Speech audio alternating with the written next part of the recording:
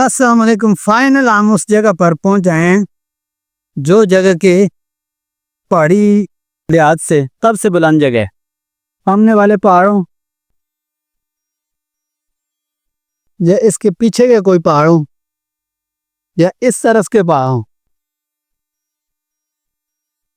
سارے پہاڑ یہاں سے نیچے رہ جاتے۔ آگے چلے جی۔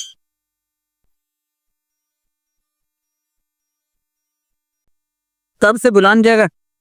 سب سے اوپر جو جگہ ہے ہمارے جنگل میں اعتبار کی جو ایریا ہے، اس میں سب تو بلند جو پہاڑ ہے اس کی چوٹی پر ہیں۔ کسی زمانے میں یہاں لوگ رہتے تھے، اپنے مویشی لاتے تھے۔ وہ دیکھو ایک بچہ آ رہا ہے، یہاں سے لے کر اوپر تک اتنا ایریا ہے، یہ گھاس ان کے لیے سہولت ہوتی تھی، اور لوگ اپنے مویشیوں کو یہاں پہ جنگل میں لا کر رکھتے تھے۔ 3 4 مہینے رہتے تھے، اور ان کو یہاں یہ دقت نہیں ہوتی تھی کہ جی یہ گھاس کاٹنے کی ضرورت نہیں پڑتی تھی۔ مویشی کھلے رہتے تھے اور یہ چارہ چرتے سے، اور 4 مہینے جو گرمیوں کا سیزن ہے وہ گزار کے پھر لوگ اپنے گاؤں کو واپس چلیں۔ جیسے ایک سوال ہر بندے کے ذہن میں آتا ہے کہ جی یہاں پر جو گھاس تو اویلیبل ہے، چھوٹی ہے، پہاڑ کی اور بلند و بالا جگہ ہے، پانی کا کیا کرتے ہوں گے لوگ؟ تو یہاں پہ پانی کا کوئی چشمہ نہیں ہے۔ یہاں سے قریب تھوڑے فاصلے پر ایک چشمہ ہے جہاں سے پینے کے لیے بھر کے لوگ لاتے تھے اور استعمال کرتے تھے، جانوروں کو بھی پلاتے تھے۔ لیکن جانوروں کے پینے کے لیے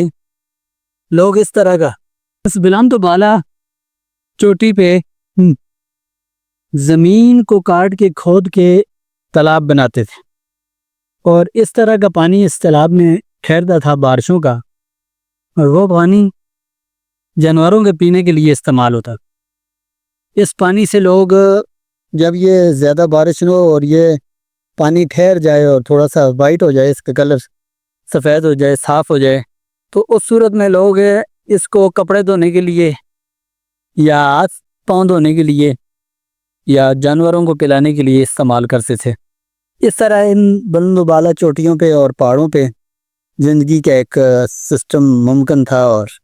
لوگ رہائش پذیر ہوتے تھے۔ یہاں کوئی زیادہ سہولیات تو نہیں تھی، لیکن اس زمانے کے لحاظ سے یا اس وقت کے لحاظ سے بہت بڑی سہولت یہ تھی کہ لوگوں کا گزر بسر بازار پہ نہیں تھا۔ جیسے آج کل ہر چیز سبزی بازار سے لے آتے ہیں جی، دودھ بازار سے لے آتے ہیں جی، گھی بازار سے آ رہا ہے جی، مکھن بازار سے آ رہا ہے، اور جملہ چیزیں، اشیاء، چینی، مسالہ جات، ہر چیز بازار سے آ رہی ہے۔ وہ نہیں تھا، بلکہ لوگوں کا گزر بسر کا ایک طریقہ تھا، اور وہ یہ تھا کہ اپنی بھینسیں، اپنے گھر کا دودھ، دہی، لسی اور مکھن اور گھی یہ استعمال کرتے تھے۔ مکئی کی روٹی ہوتی تھی، اور وہ اپنے جو قریب گاؤں ہوتے تھے لوگوں کے، ان گاؤں میں جو کھیت ہوتے تھے وہاں سے اس کے انتظام کرتے تھے، اور آٹے کا انتظام کرنے کے علاوہ باقی ساری ضرورت ان کی اس جنگل میں ان کے پاس ہوتی تھی، اور ان کے پاس دودھ کی صورت میں خوراک اور دہی کی صورت میں، لسی کی صورت میں، گھی کی صورت میں، مکھن کی صورت میں ہوتی تھی۔ اور انہوں نے اپنی جن بھینسوں کو یہاں لا کر سنبھالتے تھے، 4 5 8 10 کی تعداد میں بھینسیں رکھی ہوئی تھی، اور ایک صاف ستھرا ملاوٹ سے پاک خوراک استعمال کرتے تھے، اور صحت بھی لوگوں کی اچھی ہوتی تھی اور ان کی تندرست ہوتے تھے،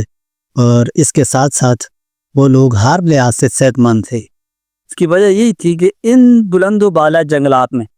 ان پہاڑوں پہ وہ آ کر اپنی بھینسوں کا دودھ جو بالکل خالص اور مکھن، لسی، دہی استعمال کرتے تھے، اور گندم کے بجائے مکئی کا آٹا لوگ استعمال کرتے تھے، اور چائے کے اور یہ چینی اور یہ شوگر اور یہ معاملات اور یہ بلڈ پریشر کی بیماریاں اور یہ اس طرح کے مسائل تھے ہی نہیں۔ بازاری چیزیں جب نہیں استعمال ہوتی تھی، اس طرح کے مسائل بھی نہیں تھے، لوگ تندرست تھے، صحت مند تھے، تنگ دست ضرور تھے لیکن تندرست ضرور۔ اس کے علاوہ ان بلند و بالا جتنی چوٹیاں ہیں